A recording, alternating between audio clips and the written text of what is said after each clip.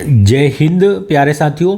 इस क्लास में हम सर के द्वारा जो 7 फेरों वाली सीरीज चलाई जा रही है उसको देखने वाले हैं और ये इसका दूसरा एपिसोड रहने वाला है। इसमें हम जो मॉडर्न हिस्ट्री है, हमारी मिडाइवल हिस्ट्री और जो एंशिएंट हिस्ट्री है, उनके जो प्रीवियस ईयर के क्वेश्चन है उनको शामिल किया गया इसमें, और जियोग्राफी और इकोनॉमिक्स के क्वेश्चन को भी हम देखने वाले हैं। तो जो भी एग्जाम में पूछे गए क्वेश्चन है उनके आसपास का जो भी कंटेंट है उसे हम इस क्लास में कवर करेंगे। तो ये क्लास आपकी एग्जाम के लिए महत्वपूर्ण साबित होगी। आपको यहाँ से क्वेश्चन जरूर देखने को मिलेगा एग्जाम में, तो क्लास को पूरा देखिएगा। निम्नलिखित में से कौन सा वेदांग, तो कौन से, तो 6 वेदांग है: कल्प, शिक्षा, निरुक्त, व्याकरण, छंद और ज्योतिष। कल्प, शिक्षा, निरुक्त, व्याकरण, छंद और ज्योतिष। संस्कृत व्याकरण का पहला ग्रंथ किसने लिखा था? तो पाणिनि जी के द्वारा लिखा गया था संस्कृत व्याकरण का पहला ग्रंथ। और कौन सी पुस्तक थी? तो अष्टाध्यायी संस्कृत व्याकरण का पहला ग्रंथ है, पाणिनि जी द्वारा लिखा गया। निम्नलिखित में से किस नदी को वैदिक काल में पुरुषणी के नाम से जाना जाता है? तो रावी नदी को पुरुषणी नदी के नाम से जाना जाता है वैदिक काल में, और लाहौर इसी के किनारे स्थित है। ऋग्वेद में कितने मंडल है? तो ऋग्वेद में 10 मंडल है। व्यास नदी की अगर बात करें तो व्यास नदी को किस नाम से जाना जाता था? तो विपाशा के नाम से व्यास नदी को जाना जाता था। और पोंग बांध या पोंग जलाशय कहाँ पर स्थित है? व्यास नदी पर। चिनाब नदी की अगर बात करें तो इसे ऋग्वेद में अश्कनी के नाम से जाना जाता था। और सिंधु की सबसे बड़ी सहायक नदी कौन सी है? चेनाब है।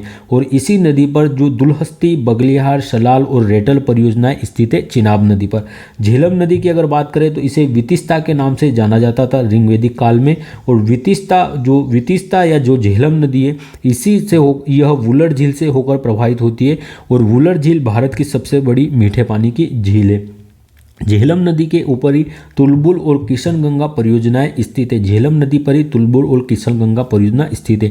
व्यास नदी और सतलज नदी इन दोनों के संगम पर हरि के बैराज बांध का निर्माण किया गया है। और हरि के बैराज से ही इंदिरा गांधी नहर को निकाला गया है, और ये भारत की सबसे बड़ी नहर है। और इंदिरा गांधी नहर को ही जो राजस्थान की मरुगंगा के नाम से जाना जाता है, ये आपको ध्यान रखना है कि व्यास और सतलज के संगम पर है हरि के बैराज। नेक्स्ट है, महाजनपद काल के दौरान वज्जी गणराज्य की राजधानी निम्नलिखित में से क्या थी? तो वैशाली वज्जी गणराज्य की राजधानी थी। 16 महाजनपदों का उल्लेख हमें कहाँ पर मिलता है? तो जैन धर्म जो भगवती सूत्र है यहाँ पर, और बौद्ध धर्म का जो अंगुत्तर निकाय ग्रंथ है बौद्ध धर्म का, यहाँ से हमें 16 महाजनपदों के बारे में उल्लेख मिलता है। और पहली बार जो लोहे से परिचय या लोहे का हमें साक्ष्य कहाँ से? महाजनपद काल से मिलते हैं। हड़प्पा सभ्यता, जिसे कांस्य युगीन सभ्यता या आद्य ऐतिहासिक सभ्यता भी कहा जाता है। आद्य ऐतिहासिक सभ्यता इसलिए कहा जाता है क्योंकि यहाँ पर लिपि के साक्ष्य तो मिले हैं, यहाँ पर लिपि तो थी लेकिन इस लिपि को आज तक पढ़ा नहीं जा सका है। तो हड़प्पा सभ्यता को हड़प्पा, कांस्य युगीन या आद्य ऐतिहासिक सभ्यता भी कहा जाता है। अंग, अगर 16 महाजनपदों में से बात करें, अंग की राजधानी क्या थी? तो चंपा इसकी राजधानी थी। और मगध की राजधानी क्या थी? तो राजगृह और पाटलिपुत्र मगध की राजधानी रही थी। निम्न में से किसने वैशेषिक दर्शन का मूल पाठ लिखा है? तो वैशेषिक दर्शन के रचिता कौन है? महर्षि कणाद थे वैशेषिक दर्शन के रचिता। गौतम यह न्याय दर्शन के रचिता थे, गौतम न्याय दर्शन से संबंधित है। पतंजलि योग दर्शन, जेमिनी मीमांसा दर्शन और कपिल मुनि सांख्य दर्शन से संबंधित थे। तो ये भी इंपॉर्टेंट है आपके एग्जाम की दृष्टि से। चालुक्य वंश का संस्थापक कौन था? अब कुछ वंश और उनके संस्थापक देख लेते हैं। चालुक्य वंश का संस्थापक पुलकेशिन प्रथम था, चालुक्य वंश का संस्थापक। हर्यक वंश का संस्थापक बिंबिसार था। मामलुक वंश या जिसे हम गुलाम वंश के नाम से भी जानते हैं, इसका संस्थापक कुतुबुद्दीन ऐबक था। सातवाहन वंश का संस्थापक सिमुक था। गुप्त वंश का संस्थापक श्री गुप्त है। कुटफिसिस किस वंश का संस्थापक था? तो कुषाण वंश का संस्थापक कुटफिसस था। और कनिष्क इसी कुषाण वंश से संबंधित था। और चौथी बौद्ध संगति इसी के समय होती है कुंडलवन कश्मीर में। विजयालय यह चोल वंश का संस्थापक था। दंतितुर्ग यह राष्ट्रकूट वंश का संस्थापक था। और पल्लव वंश इसका संस्थापक सिंह विष्णु था। तो ये आपको कुछ वंश और उनके संस्थापक के बारे में ध्यान रखना है। महाबलीपुरम के मंदिर किसने पल्लव वंश के द्वारा बनवाए गए थे? महाबलीपुरम के तटीय मंदिर को, जो कि तमिलनाडु में है। और इन्हें रथ मंदिर या सप्त पेगोड़ा के नाम से भी जाना जाता है। और सबसे बड़ा रथ किस भगवान का या किस का रथ है यहाँ पर? तो जो युधिष्ठिर का रथ है यह सबसे बड़ा है। मगध राजवंश का कालक्रम, उसके जो कालक्रम है उसको व्यवस्थित कीजिए शासनानुसार, अर्थात सबसे पहले किसने शासन किया था? मगध वंश पर। तो जो इसकी ट्रिक है हंसना मोय मोय, हंसना मोय मोय ह से हो गया। हर्यक वंश सबसे पहले शासन करता है मगध वंश पे, इसके बाद शिशुनाग वंश आता है, इसके बाद नंद वंश और अंतिम में मौर्य वंश ने मगध पर शासन किया था। हर्यक वंश के शासक की बात करें तो बिंबिसार हर्यक वंश का पहला शासक था और जैन धर्म में इसे श्रोणिक के नाम से जाना जाता है। जो बिंबिसार है इसे जैन धर्म में श्रोणिक के नाम से जानते हैं। इसने अपनी राजधानी राजगृह या गृहवज्र को बनाया था। इसके पुत्र अजातशत्रु ने इसकी हत्या कर दी थी, इसलिए पहला पितृहंता कौन बनता है तो अजातशत्रु पितृहंता वंश का पहला शासक बनता है। इसे हर्यक वंश या पितृहंता वंश भी कहा जाता है। और अजातशत्रु के समाधि जो पहली बौद्ध संगति है उसका आयोजन होता है। उज्जैन की बात करें तो उज्जैन का प्रमुख कार्य था कि पाटलिपुत्र या कुसुमपुरा की स्थापना या इसको बसाया गया था उज्जैन के द्वारा और इसने राजधानी बनाई थी मगध को पाटलिपुत्र। अंतिम शासक कौन था जो पितृहंता वंश था या जो हर्यक वंश था, इसका अंतिम शासक कौन था? यह नागदशक था। नागदशक की हत्या करके शिशुनाग ने नाग वंश की स्थापना की थी। शिशुनाग वंश का प्रमुख शासक कौन रहा है तो कालाशोक प्रमुख शासक था। और दूसरी बौद्ध संगति का आयोजन होता है कालाशोक के समय, कहाँ पर? वैशाली में। और तीसरी बौद्ध संगति कहाँ पर होती है तो तीसरी बौद्ध संगति का आयोजन पाटलिपुत्र में होता है। और चौथी बौद्ध संगति का आयोजन कहाँ पर होता है तो कुंडलवन कश्मीर में चौथी बौद्ध संगति का आयोजन होता है।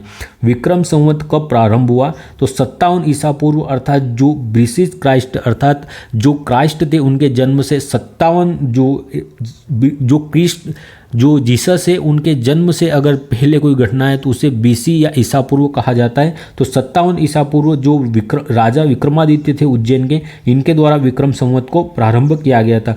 यहाँ पर 0 है अर्थात यहाँ पर जो जीसस है इनका जन्म होता है और इससे पहले वाले जो समय है इसे बीसी कहा जाता है, बिफोर क्राइस्ट। और ये जो इनके जन्म के बाद होता है यह ईस्वी कहलाता है। तो 57 बीसी में प्रारंभ किया था विक्रम संवत राजा विक्रमादित्य के द्वारा जो उज्जैन के शासक थे। और शक संवत यह कनिष्क के द्वारा प्रारंभ किया गया था। शक संवत 78 ईस्वी में प्रारंभ किया गया था शक संवत को। दिल्ली सल्तनत के किस सुल्तान ने अपनी राजधानी दिल्ली से आगरा में स्थानांतरित की थी तो यह जो इब्राहिम लोदी है, इसने जो सिकंदर लोदी है इसने आगरा की स्थापना की थी और अपनी राजधानी बनाया था आगरा को। किसके द्वारा बनाया गया था? इब्राहिम लोदी के द्वारा। गुलाम वंश या मामलुक वंश, गुलाम वंश या मामलुक वंश इसका संस्थापक कुतुबुद्दीन ऐबक था। और कुतुबुद्दीन ऐबक को सिपेह सालार या लाख बख्श भी कहा जाता है। इसने सिपेह सालार या लाख बख्श की उपाधियां ग्रहण की थी कुतुबुद्दीन ऐबक ने। इसने 2.5 दिन का झोपड़ा मस्जिद का निर्माण करवाया अजमेर में। संस्कृत मठ को तुड़वाकर वहां पर 2.5 दिन का झोपड़ा मस्जिद बनवाई। कुतुब मीनार की शुरुआत करने वाला, नींव रखने वाला कौन था? कुतुबुद्दीन ऐबक ही था। लेकिन इसे पूर्ण करवाने वाला कौन था? तो इल्तुतमिश के द्वारा जो कुतुब मीनार है इसका निर्माण पूर्ण करवाया गया था। सिकंदर लोदी आगरा को बसाने का श्रेय किसे दिया जाता है? सिकंदर लोदी को। और आगरा को इसने अपनी राजधानी बनाया और 1504 में आगरा की स्थापना की थी इसने। और इसने भूमि पैमाइश के लिए एक पद्धति अपनाई थी जिसे गज ए सिकंदरी कहा जाता था। और ये गुलरुखी नाम से कविताएं लिखता था सिकंदर लोदी। अलाउद्दीन खिलजी की बात करें तो जब ये शासक बना उससे पहले कहाँ का गवर्नर था? तो कड़ा का गवर्नर था यह, जो सल्तनत काल में राजा सुल्तान बनने से पहले। अलाई दरवाजा का निर्माण दिल्ली में करवाया गया अलाउद्दीन खिलजी के द्वारा। नगद वेतन प्रणाली प्रारंभ करने वाला अलाउद्दीन खिलजी था। दाग और हुलिया पद्धति लागू करने वाला सेना में कौन था? अलाउद्दीन खिलजी था। बाजार नियंत्रण व्यवस्था लाने वाला, बाजार नियंत्रण प्रणाली लागू करने वाला अलाउद्दीन खिलजी था।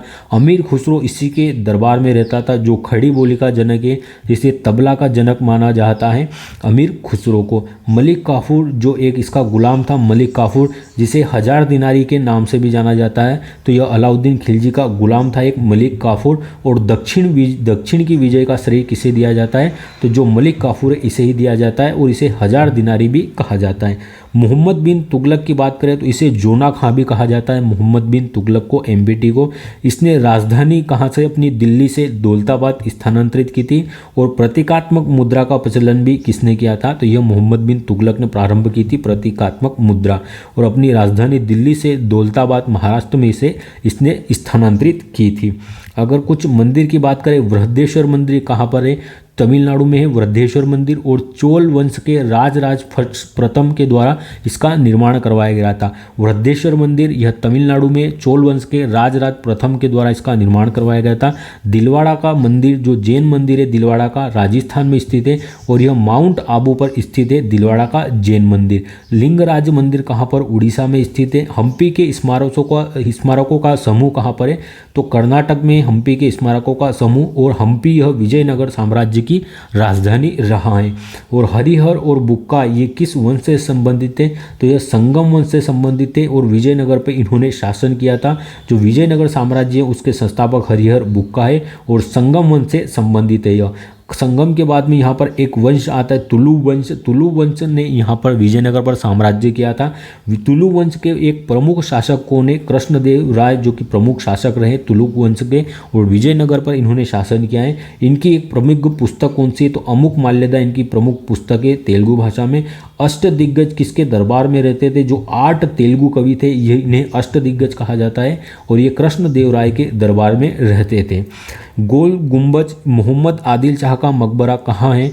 तो बीजापुर में गोल गुंबज। कहाँ पर है? बीजापुर में गोल गुंबज और मोहम्मद आदिल शाह का मकबरा है यह। निम्नलिखित में से किसने 4 मीनार बनवाई थी? 4 मीनार का निर्माण किसके द्वारा किया गया था? तो हैदराबाद में कुली कुतुब शाह के द्वारा हैदराबाद में 4 मीनार का निर्माण करवाया गया था। हैदराबाद यह मूसी नदी के किनारे है और जो किसका शासक था? तो जो निजाम थे, निजामों का शासन था हैदराबाद में। 1948 में हमने ऑपरेशन पोलो के द्वारा जो हैदराबाद है इसे स्वतंत्र कराया था और हमारे गृह मंत्री जी ने अभी इस बार 17 सितंबर को जो हैदराबाद है इसका स्वाधीनता दिवस मनाने की घोषणा की थी। औरंगजेब की बात करें तो इसे जिंदा पीर या आलमगीर के उपनाम से भी जाना जाता है।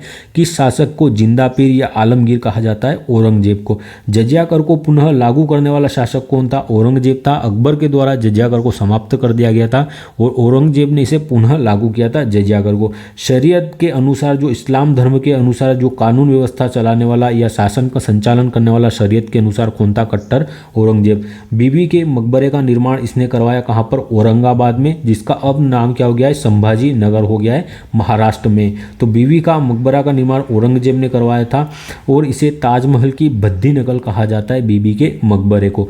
और जो इसने अपनी बीवी के लिए जो मकबरा बनाया था, इस बीवी का, इसकी औरंगजेब की पत्नी बीवी का नाम क्या था? तो रफिया उत दौरानी। जो रफिया उल दौरानी है इसके लिए मकबरे का निर्माण करवाया गया था। दिल्ली के लाल किले में मोती मस्जिद का निर्माण औरंगजेब ने करवाया था। गुरु तेग बहादुर की हत्या अर्जुन देव ने, गुरु तेग बहादुर की हत्या औरंगजेब के द्वारा की गई थी इनके धर्म नई परिवर्तन करने के कारण। और 1707 में निधन हो जाता है औरंगजेब का। औरंगजेब का निधन कब होता है? 1707 में होता है। इसके बाद मोहम्मद शाह रंगीला, आलमगीर, फर्रुख शेर जैसे शासक आते हैं और जो मुगल साम्राज्य था उनका पतन प्रारंभ हो जाता है औरंगजेब के बाद। दिल्ली सल्तनत काल में तबकात-ए-नासिरी की रचना किसने की थी? तो प्रमुख रचनाकार, प्रमुख लेखक और उनकी रचनाएं देख लेते हैं। अमीर खुसरो की रचनाओं की बात करें अगर तो आशिका, खजाइन अल फतू, तुगलकनामा, नूह सिपियर, ये सब किसकी रचनाएं? अमीर खुसरो की। आशिका, खजाइन उल फतू, तुगलकनामा और नूर सिपियर। अलबरूनी की किताबुल हिंद है या तहकीक हिंद किसकी रचना है? ये अलबरूनी की। और यह मोहम्मद गजनवी के साथ में भारत आया था। अगर हसन निज़ामी की बात करें, हसन निज़ामी की, तो ताज उल मासिर किसकी पुस्तक है? या हसन निज़ामी की है। मिनहाज उल सिराज की पुस्तक की बात करें तो तबकात-ए-नासिरी किसकी पुस्तक है? या मिनहाज उल सिराज की है। नेक्स्ट है असम के अहोम साम्राज्य और मुगलों के बीच हुई सराय घाट की लड़ाई किस वर्ष हुई थी? तो मुगलों और अहोम साम्राज्य के मध्य 1671 में सराय घाट का युद्ध होता है। और ब्रह्मपुत्र नदी घाटी है जो गुवाहाटी में, यहाँ पर सराय घाट की जो लड़ाई होती है अहोम साम्राज्य और जो मुगल थे उनके मध्य। और इसमें जो लचित बोरफुकन थे उन्होंने प्रतिभाग लिया था। जो इस लचित बोरफुकन थे यह सेनापति थे अहोम साम्राज्य की ओर से। और जोरहट में अभी हाल ही में लचित बोरफुकन की जो प्रतिमा का अनावरण किया गया था और जिसका नाम स्टैच्यू ऑफ वेल्लोर रखा गया था। और लचित बोरफुकन की प्रतिमा है यह स्टैच्यू ऑफ वेल्लोर और असम जोरहट में अभी यह स्थापित किया था। तो यह इतना पूछेगा कि सराय घाट की संधि मुगलों और अहोम साम्राज्य के मध्य 1671 में हुई थी, ये आपको ध्यान रखना है। 1191 में अगर बात करें तो तराइन का प्रथम युद्ध कब होता है? 1191 में होता है। मोहम्मद गोरी हारता है इस युद्ध में और पृथ्वीराज चौहान की विजय होती है। लेकिन 1192 में पुनः जो तराइन का द्वितीय युद्ध होता है, इसमें मोहम्मद गोरी विजय होता है और पृथ्वीराज चौहान जी पराजित होते हैं इसमें। 1526 में पानीपत का प्रथम युद्ध किसके मध्य हुआ था? तो यह बाबर वर्सेस इब्राहिम लोदी के मध्य हुआ था पानीपत का प्रथम युद्ध, जिसमें बाबर विजयी रहा था और इसके बाद ही भारत में मुगल साम्राज्य की नींव पड़ी थी और इब्राहिम लोदी इसमें हार गया था। 261 ईस्वी में कलिंग का युद्ध होता है और कहाँ पर? कलिंग कहाँ पर है? उड़ीसा में कलिंग का युद्ध होता है और सम्राट अशोक ने कलिंग के युद्ध में हुए नरसंहार के बाद जो है धम्मचक्र की नीति को अपनाया और जो भेरी घोष अर्थात जो रण की नीति थी उसे छोड़ दिया और धम्मचक्र की नीति से अपने शासन का संचालन किया। और जो धम्मचक्र की नीति है इसका उल्लेख हमें इसके 13वें शिलालेख में मिलता है। कलिंग का राजा कौन था उस समय? तो जो अनंत पद्मनाभन है, अनंत पद्मनाभन, इसके विरुद्ध अशोक के द्वारा जो कलिंग का युद्ध किया था या कलिंग का अभियान कलिंग के राजा अनंत पद्मनाभन के विरुद्ध किया गया था सम्राट अशोक के द्वारा। नेक्स्ट प्रश्न है 14वीं शताब्दी में मोरक्को का यात्री इब्न बतूता किसके शासनकाल में भारत आया था? तो इब्न बतूता यह किसके शासनकाल में भारत आया था? भारत आने वाले जो सभी विदेशी यात्री थे उनको देख लेते। हेनसुआंग, इसे यात्रियों का राजकुमार भी कहा जाता है हेनसुआंग से, और यह चीन से आया था और इस हर्षवर्धन के समय में आता है हेनसुआंग भारत में और इसे यात्रियों का राजकुमार कहा जाता है और चीन का रहने वाला था। और इसकी पुस्तक कौन सी थी? CU की किसकी पुस्तक है? यह फेनसांग की है। इब्न बतूता इसकी पुस्तक है रहला और इब्न बतूता यह मोरक्को का यात्री था और मोहम्मद बिन तुगलक के समय भारत की यात्रा की थी इसने। अलबरूनी मोहम्मद गजनवी के साथ कौन आया था? अलबरूनी आता है भारत में। मार्को पोलो यह वेनिस अर्थात इटली का विदेशी यात्री था और पांडे और जो काकतीय वंशी दक्षिण भारत के राज्य थे पांडे और काकतीय वंश, इनके समय में मार्को पोलो भारत आया था। बारबोसा यह पुर्तगाल का था और कृष्ण देव राय के समय इसने विजयनगर साम्राज्य की यात्रा की थी बारबोसा ने। मेगस्थनीज यह सेल्यूकस निकेटस, जो सेल्यूकस निकेटर था उसका दूत था और चंद्रगुप्त के दरबार में यह आया था और चंद्रगुप्त के दरबार और उस समय के मौर्य साम्राज्य के बारे में इसने इंडिका में भारत के तत्कालीन स्थिति का वर्णन किया था। इसकी पुस्तक कौन सी है? मेगस्थनीज की इंडिका है। निकोलस कोंटी यह इटली का यात्री था और विजयनगर साम्राज्य का भ्रमण किया था। विजयनगर साम्राज्य का इसने जो है भ्रमण करके यहाँ की पूरी व्यवस्था को दिखा था। निकोलस कोंटी ने इटली का यात्री था और ये विजयनगर साम्राज्य का अध्ययन करता है या इसकी पुस्तक से हमें विजयनगर साम्राज्य की जानकारी प्राप्त होती है। निम्नलिखित में से कौन सा युग मराठाओं की कराधान प्रणाली से संबंधित है? तो मराठे कौन कौन से कर लगाते थे? चौथ और सरदेशमुखी कर लगाया जाता था मराठों द्वारा और जो चौथ वसूल किया जाता यह 1/4 इसका भाग हुआ करता था और सरदेशमुखी कितना 10% होता था। कुल संपत्ति का 10% लिया जाता था सरदेशमुखी के रूप में, अर्थात जो छत्रपति होते थे अर्थात जो मराठा क्षेत्र था उसके छत्रपति होने के कारण जो है 10% सरदेश, उस क्षेत्र के सरदेशमुखी होने के कारण वहाँ से 10% का जो मूल संपत्ति से 10% की हिस्सेदारी ली जाती थी। और चौथ कितना था? तो 1/4 जो है चौथ था। और चौथ क्यों लगाया जाता था? तो जो पड़ोसी राज्य उनकी रक्षा के लिए और उन पर आक्रमण नहीं करने के एवज में चौथ कर वसूल किया जाता था मराठों के द्वारा। पाबोस और सिजदा इस पद्धति को किसने लागू किया था? तो बलवन के द्वारा प्रारंभ किया गया था राज दरबार में पाबोस और सिजदा को, अर्थात घुटने पे बैठना, कदम चुपना और जो है उसे सजदा करना, तो बलवन के द्वारा प्रारंभ किया गया था और बलवन ने ही लाल महल का निर्माण करवाया था। सुमंत यह जो 8 अष्टदिग्गज थी मराठा साम्राज्य में, जो परिषद थी 8 अष्टदिग्गज, उसमें से एक सुमंत था जो कि विदेश मंत्री होता था। पेशवा जिसे प्रधानमंत्री कहा जाता था और यह शासक का मुख्य होता था पेशवा। एकता प्रणाली किसने प्रारंभ की थी? तो इल्तुतमिश के द्वारा एकता प्रणाली को भारत में प्रारंभ किया गया था। सिक्कों के 10वें गुरुओं में से 5वें गुरु कौन थे? तो सिक्कों के 5वें गुरु कौन थे? गुरु जो अर्जुन देव है यह सिक्कों के 5वें गुरु थे गुरु अर्जुन देव, गुरु नानक देव यह सिखों को पहले गुरु थे और इन्हें ही सिख धर्म का संस्थापक माना जाता है। और करतारपुर साहिब कॉरिडोर जो है यह किससे संबंधित है, गुरु नानक से संबंधित है। जो पाकिस्तान वाला क्षेत्र है तलवड़ी, यहीं पर इनका जन्म हुआ था। करतारपुर साहिब कॉरिडोर इनसे संबंधित है और तलवड़ी में इनका जन्म हुआ था, जो वर्तमान में पाकिस्तान में। गुरु अंगद, इन्हें लहना के नाम से भी जाना जाता है गुरु अंगद को। और गुरुमुखी लिपि के आविष्कार या गुरु लिपि मुखी किसने बनाई थी, गुरु अंगद के द्वारा। गुरु अर्जुन देव यह 5वें गुरु थे सिख धर्म के। और आदि ग्रंथ का संकलन करने का श्रेय किसे दिया जाता है, गुरु अर्जुन देव को। गुरु रामदास को अकबर के द्वारा जमीन दान में दी गई थी और इस पर इन्होंने अमृतसर शहर बसाया था गुरु रामदास जी के द्वारा, और जिसे हम हरमिंदर साहिब मंदिर के नाम से जानते हैं, जिसे गोल्डन टेम्पल के नाम से भी जाना जाता है। और जो गोल्डन टेम्पल है, इस पर जो गोल्ड है, गोल्ड किसने चढ़वाया था, तो जो महाराजा रणजीत सिंह, इनके द्वारा हरमिंदर साहिब जो मंदिर है यहाँ पर गोल्ड या सोने की परत को चढ़ाया गया था। और जो हरमिंदर साहिब गुरुद्वारा है जो अमृतसर में गोल्डन टेम्पल है, इसकी नींव किसके द्वारा रखी गई थी, तो जो मियाँ मीर थे इन्होंने इसकी नींव रखी थी।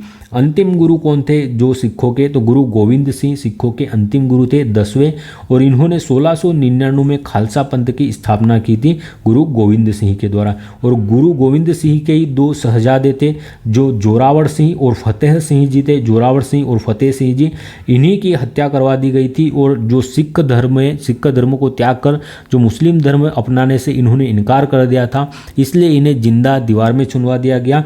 और जो इन्हें दीवार में जिस तिथि को चुनवाया गया या जिस समय इन्होंने अपनी शहादत दी थी, 26 दिसंबर को इनके सम्मान में वीर बाल दिवस के रूप में मनाया जाता है। वीर बाल दिवस 26 दिसंबर को मनाया जाता है भारत में, जोरावर सिंह जी और फतेह सिंह जी की याद में। ये भी आपको ध्यान रखना है। 3 कठिया प्रथा का संबंध निम्न में से किस क्षेत्र से है, तो नील की खेती से संबंधित है 3 कठिया प्रथा।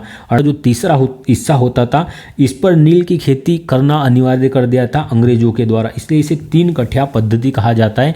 अर्थात जो पूरा क्षेत्र होता था 20 जो 3 कठिया प्रथा, जिसमें जो पूरा एक 20 विश्वा खेत होता था, उसमें से तीसरा भाग होता था जिस पर नील की खेती करना अनिवार्य होता था, इसलिए इसका नाम 3 कठिया प्रथा रखा गया था। और नील की खेती के विरुद्ध यह था, अर्थात नील की खेती जबरदस्ती करनी पड़ती थी किसानों को, अपने जो 1/3 भाग है उस पर, जो पूरे क्षेत्र था उसका 1/3 भाग पर नील की खेती करके अंग्रेजों को देना होता था।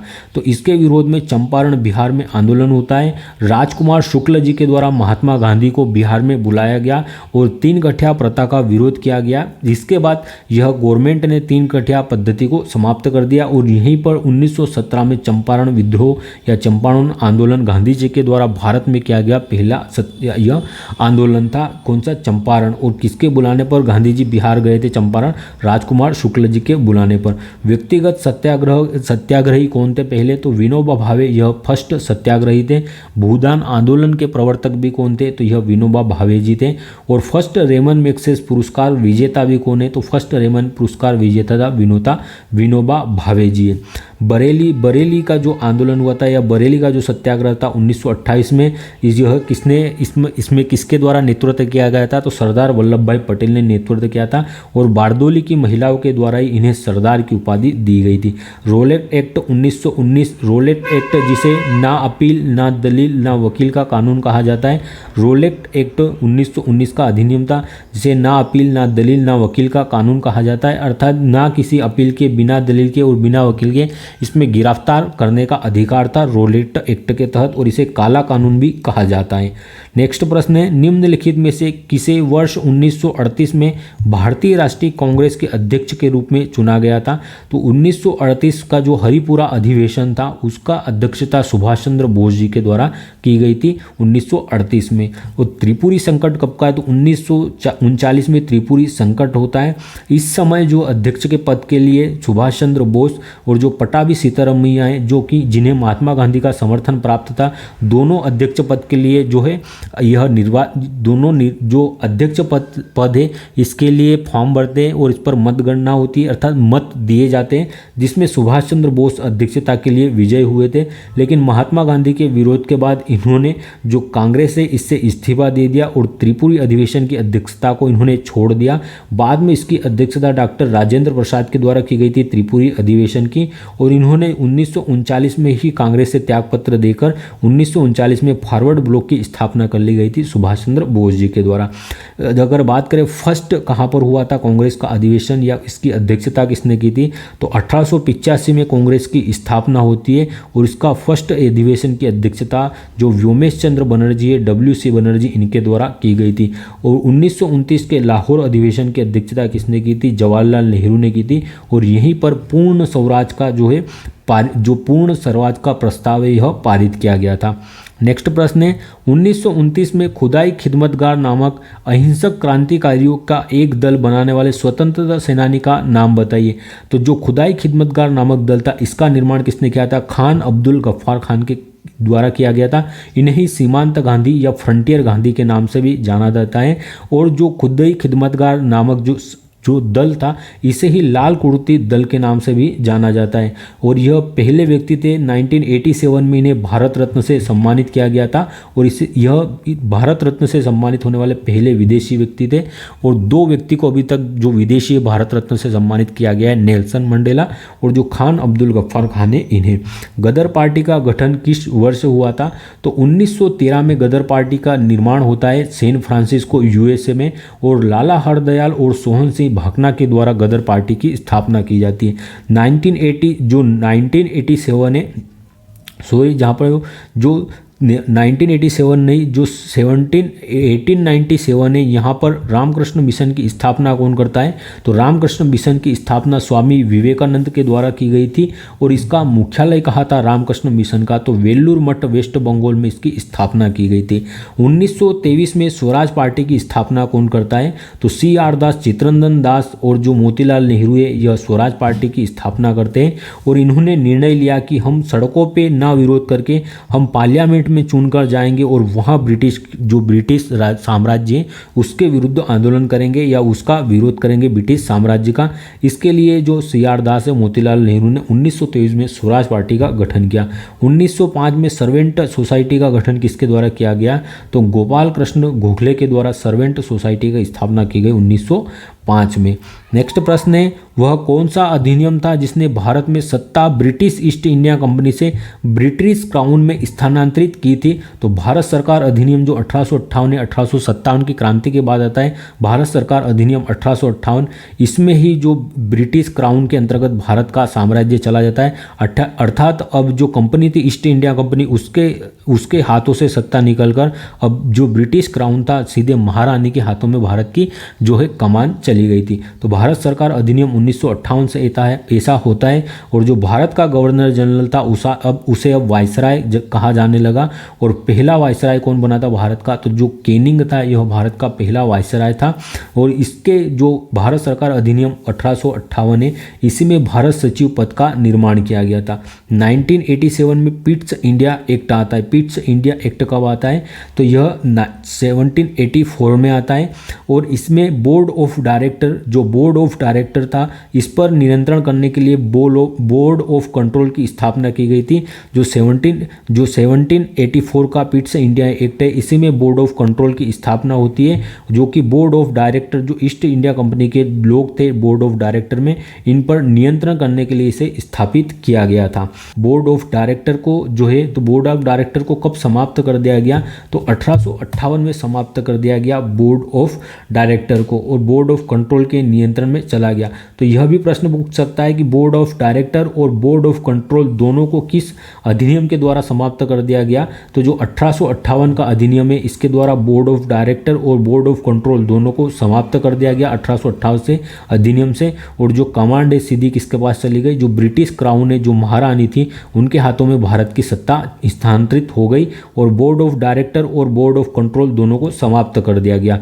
बोर्ड ऑफ डायरेक्टर है, बोर्ड ऑफ डायरेक्टर कंट्रोल रखने के लिए ही जो बोर्ड ऑफ कंट्रोल है इसका निर्माण किया था। तो इन दोनों को समाप्त कर दिया गया 1858 के एक्ट से।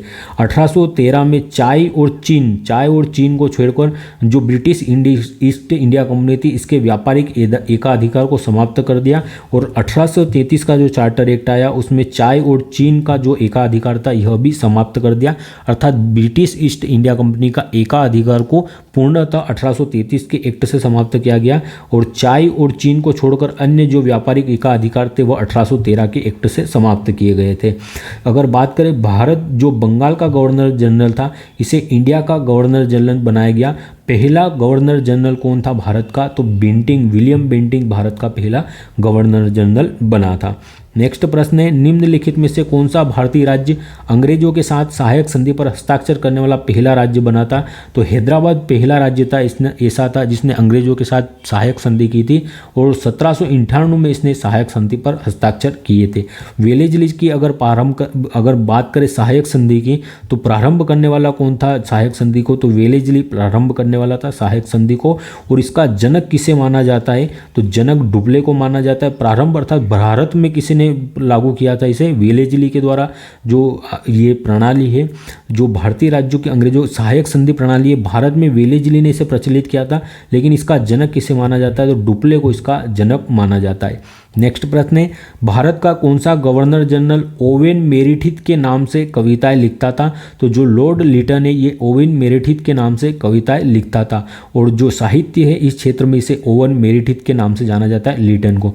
डलहौजी के द्वारा व्यवगत या हड़प नीति का सिद्धांत किसने लागू किया था? डलहौजी के द्वारा। तार व्यवस्था किसके समय प्रारंभ हुई थी? तो यह कलकत्ता से आगरा के मध्य तार व्यवस्था पहली बार प्रारंभ होती है कलकत्ता से आगरा के मध्य डलहौजी के समय। और 1853 में पहली रेलगाड़ी मुंबई से थाने के बाद डलहौजी के समय चलती है।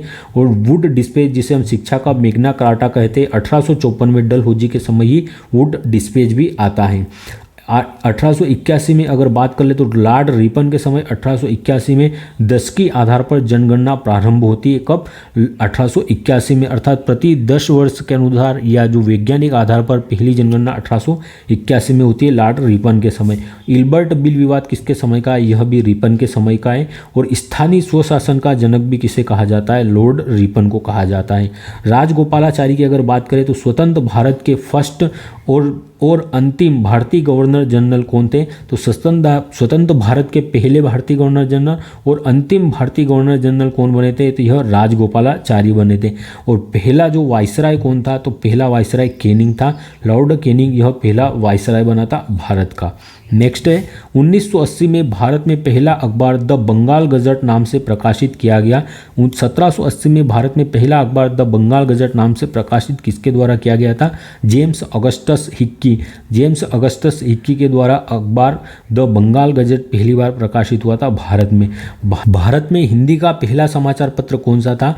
तो जो भारत में हिंदी का पहला समाचार पत्र यह उद्दंड मार्दंड था। और पंडित जुगल किशोर शुक्ल के द्वारा इसे जो है पंडित किशोर शुक्ल जी, जुगल किशोर शुक्ल जी, इनके द्वारा इसे प्रकाशित किया गया था हिंदी के पहले एक बार उद्दंड मार्दंड को। डॉक्टर भीमराव अंबेडकर की पत्रिका कौन सी थी? मूक नायक थी। और ईश्वर चंद्र विद्यासागर की पत्रिका सोम प्रकाश थी। ईश्वर चंद्र विद्यासागर की पत्रिका कौन सी थी? सोम प्रकाश थी। नेक्स्ट प्रश्न है, बक्सर का युद्ध हेक्टर मुनरो के नेतृत्व वाली ब्रिटिश ईस्ट इंडिया कंपनी की कमान के अधीन सेनाओं और किसकी संयुक्त सेनाओं के बीच हुआ था? अर्थात जो हेक्टर मुनरो ने कमान संभाली थी east India company British company की। और जो बक्सर का युद्ध है यह किस किस के मध्य हुआ था? तो जो ईस्ट इंडिया कंपनी है इसकी कमान किसने? हेक्टर मुनरो ने संभाली थी। और 1764 में जो है बक्सर का युद्ध होता है। और इसमें जो हेक्टर मुनरो है इन्होंने किसकी संयुक्त सेना को पराजित किया था?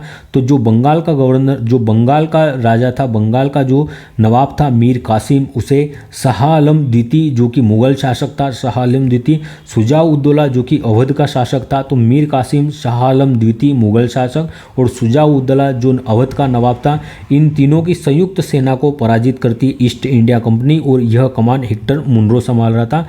और 1764 में होता है बक्सर का युद्ध, जिसमें निर्णायक रूप से बक्सर के युद्ध में इन तीनों की संयुक्त सेना को हराया गया ब्रिटिश ईस्ट इंडिया कंपनी के द्वारा, और इसके बाद ही भारत में जो साम्राज्य स्थापित करने का द्वार खुला बक्सर के युद्ध के बाद में ईस्ट इंडिया कंपनी के लिए। और इसके बाद 1765 में इलाहाबाद की संधि होती है, और इलाहाबाद की संधि करने के लिए किसे बुलाया जाता है, तो जो क्लाइव था इसे बुलाया जाता है 1765 में इलाहाबाद की संधि के लिए।